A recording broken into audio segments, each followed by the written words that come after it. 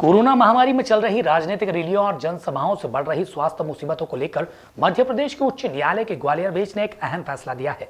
अब नेताओं के लिए भीड़ इकट्ठी करना आसान नहीं होगा। इस फैसले के आने के बाद राजनीतिक दलों की मुसीबतें बढ़ सकती है। वहीं प्रशासन के लिए भी फैसले का पालन कराना आसान नहीं होगा। तो क्या है ये फैसला, देखिए इस रिपोर्ट में। कोरोना के बीच मध्य प्रदेश में उपचुनाव होने जा रहे हैं। राजनीतिक दलों द्वारा केंद्र सरकार के गाइडलाइन का उल्लंघन कर रैलियों और जनसभाओं का आयोजन किया जा रहा है, जिसमें हजारों की भीड़ इकट्ठा हो रही है। इसको देखते हुए एडवोकेट आशीष प्रताप सिंह ने एक जनहित याचिका हाईकोर्ट में दायर की थी, जिसके जवाब में मध्य प्रदेश हाईकोर्ट के ग्वालियर बेंच ने एक अहम फैसला दिया है। इस फैसले में साफ तौर पर कहा गया है कि प्रशासनिक अधिकारी राजनीतिक दबाव के चलते कोरोना गाइडलाइन का पालन करवाने और राजनीतिक कार्यक्रमों को रुकवाने में विफल साबित हुए हैं। वहीं राजनीतिक दलों के कार्यकर्ताओं द्वारा लगातार सोशल डिस्टेंसिंग का मजाक बनाया जा रहा है। राजनीतिक कार्यक्रमों में बढ़ती भीड़ के चलते लगातार कोरोना के मामले बढ़े हैं। यदि अधिकारी भीड़ रोकने में कामयाब नहीं होते हैं तो इसे कोर्ट की अवमानना माना जाएगा।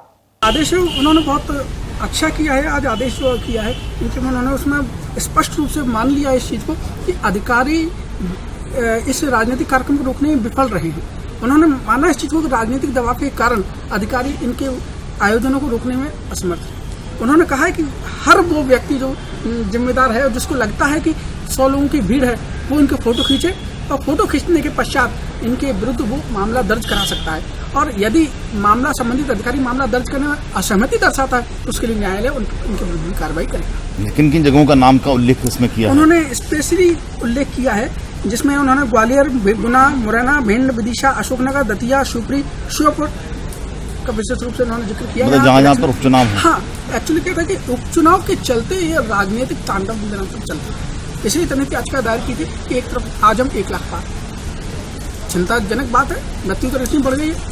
तो इस चिंता के लिए मैंने ये जनहित याचिका लगाई थी और निरंतर इसके लिए न्यायालय ने आए को मैं मानता हूँ कि माननीय न्यायालय ने बड़ा संतुलित और बहुत अच्छा निर्णय लिया। आप न्यायालय ने इस चीज को माना कि कहीं न कहीं प्रशासन दबाव में काम कर रहा था? हाँ, न्यायालय ने इस चीज को कहा है कि प्रशासन कहीं न कहीं दबाव में है। प्रशासनों की जब कलेक्टर और एसपी साहब की जिले वाइज बैठक ली गई थी तो उन्होंने इस चीज को स्वीकारा है कि जो राजनीतिक फंक्शन हुए इसमें उनके द्वारा राजनीतिक दबाव के चलते इन आयोजनों को किया। जस्टिस शीलनाग और जस्टिस राजीव कुमार श्रीवास्तव की युगल पीठ ने अपने फैसले में कहा है कि यदि कोई जिम्मेदार व्यक्ति राजनीतिक दलों की भीड़ जहां उसे लगता है कि 100 से ज्यादा लोग शामिल हैं, वह फोटो खींचकर एफआईआर करवा सकता है। यदि पुलिस अधिकारी एफआईआर करने में आनाकानी करते हैं तो इस मामले में कोर्ट में अपील कर सकता है। राजनीतिक विशेषज्ञों की माने तो यदि इस फैसले का पूरी तरह से पालन होता है तो चुनाव का नजारा बदला हुआ होगा। साथ ही चुनाव की फिजूल खर्ची पर भी रोक लगेगी। Bureau report, Khabarwan news, Gwalior.